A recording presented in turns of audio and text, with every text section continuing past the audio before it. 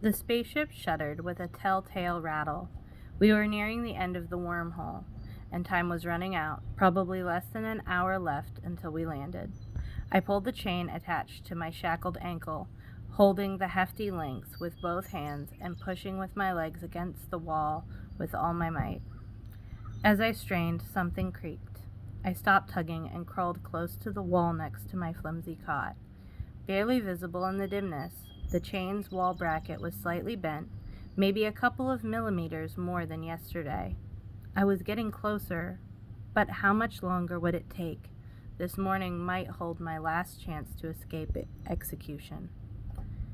At the ceiling, the tiny spy camera's flashing blue light rotated toward me, silent compared to the ship's gravity engine hum. I released the chain and reclined on my cot, stretching my arms as I pretended to be waking up. A half-dozen lights blinked on the opposite wall, some red, some green. Apparently my wakefulness had been noticed by the ship's computer. "Emerson," I said as I sat up on the cot and blinked, feigning bleary eyes. "What time is it?" Emerson replied from speakers embedded in the ceiling, his voice realistic in cadence, though still somewhat mechanical. "It is 5:28, Megan. You are not scheduled to awaken for 32 minutes. I shook the chain's links. "Tell the captain he should try sleeping chained to the wall." "Captain Tillman's habits are not relevant. According to my database, a girl your age needs at least 8.2 hours of sleep. You should—" "To blazes with your database!" I touched the 2-inch wide metal collar that encircled my neck and slid it off the burn inflicted by the quartz interrogator, still sensitive even after 5 months. "Does your blasted database say to put a dog collar on a girl my age and zap her with electric shocks? Does it say to work her 14 hours a day like a whipped mule and then chain her to the wall at night?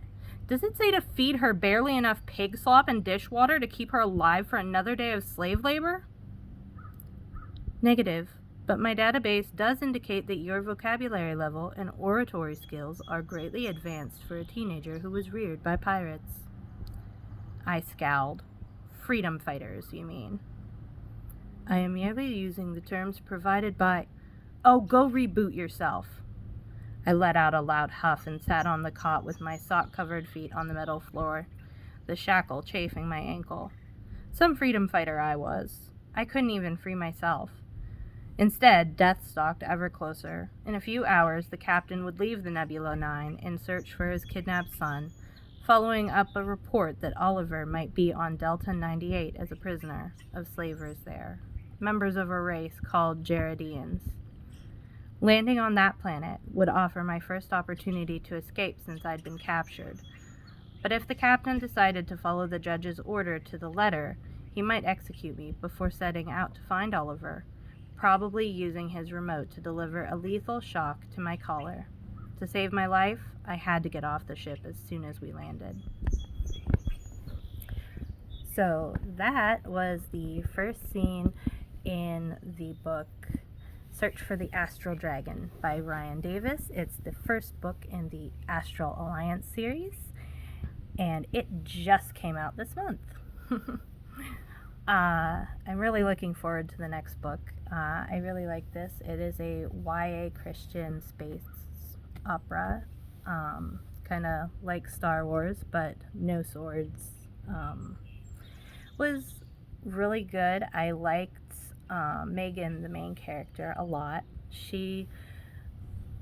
I think the thing that I liked most about her was in a lot of books where they try to have a strong female lead, they try to make that lead untouchable, and that's just not realistic. It's not who people are in real life, and you need other people.